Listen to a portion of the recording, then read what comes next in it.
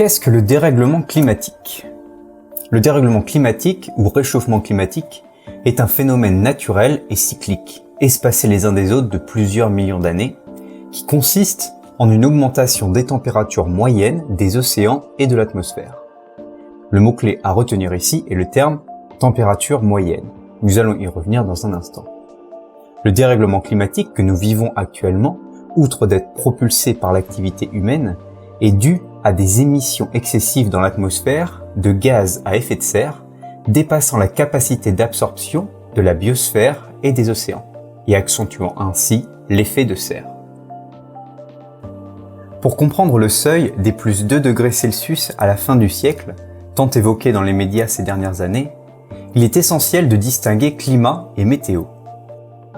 Si je demande à un non-initié ce que ce chiffre lui évoque, on pourra me répondre qu'au lieu d'avoir 35 degrés Celsius au mois d'août, il fera alors 37 degrés Celsius. Pas de quoi s'alarmer. Ce raisonnement, bien entendu erroné, confond valeur absolue et valeur relative. Une moyenne est une donnée mathématique qui consiste à donner, sous la forme d'un nombre, une représentation globale d'une série de nombres. C'est en quelque sorte le porte-parole de cette série de nombres. La météo, elle, peut facilement se ressentir à l'aide de nos sens. Il s'agit du temps qu'il fait aujourd'hui, actuellement, ou demain, ou avant-hier, dehors ou à l'intérieur. On peut aisément l'appréhender via nos capteurs sensoriels. Il peut faire chaud, froid, humide, ensoleillé, venteux, pluvieux, neigeux, sec, nuageux, etc. Une donnée climatique, en revanche, puisqu'il s'agit par exemple d'une moyenne de température regroupée en un seul et unique nombre représentant l'ensemble, ne parle pas à nos sens. Une moyenne se calcule sur une durée définie et sur un espace donné. Ainsi, la moyenne des températures du mois de janvier 2019 à Paris fut de 5 degrés Celsius.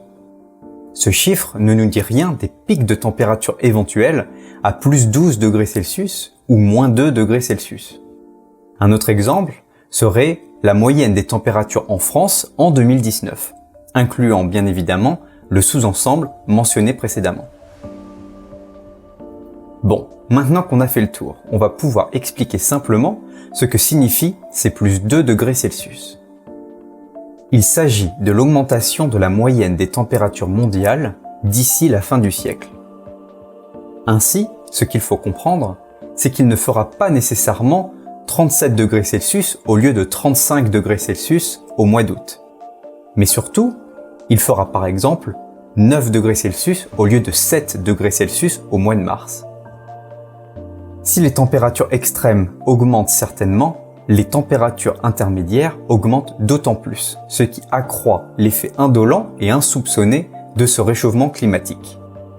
Dû au fait, rappelons-le, qu'on ne peut pas le ressentir à l'aide de nos sens.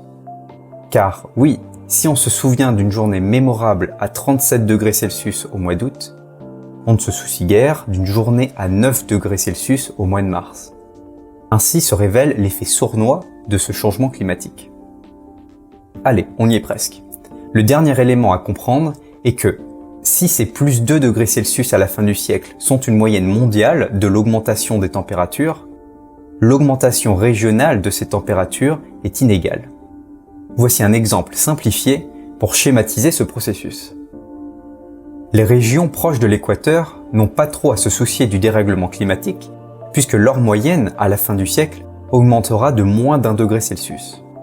À l'opposé, les régions proches des pôles pourraient subir un réchauffement moyen de plus de 8 degrés Celsius.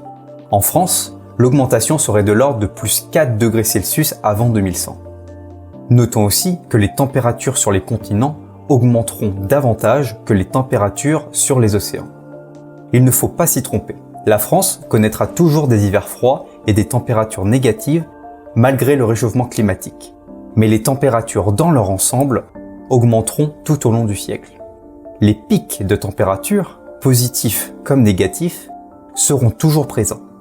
La masse des températures intermédiaires, elle, augmentera pourtant et à hauteur de plus 4 degrés Celsius de moyenne sur le XXIe siècle. Récapitulons. La météo, c'est ce qu'on ressent à l'instant présent, ce qu'on a ressenti hier ou ce qu'on ressentira demain. Le climat est un ensemble de données météorologiques collectées sur une période et sur un espace géographique défini.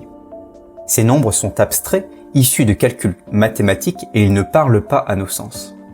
Le dérèglement climatique affecte la moyenne globale des températures de par le globe. Décortiquer ce nombre de plus 2 degrés Celsius nous enseigne que les différentes régions du monde connaîtront des changements climatiques hétérogènes les unes par rapport aux autres. Mais alors, est-ce vraiment nécessaire de se préoccuper du dérèglement climatique? Et si oui, pour quelles raisons? Quelles sont les conséquences de l'augmentation des températures planétaires? Comment pallier à ce dérèglement climatique? La suite très prochainement.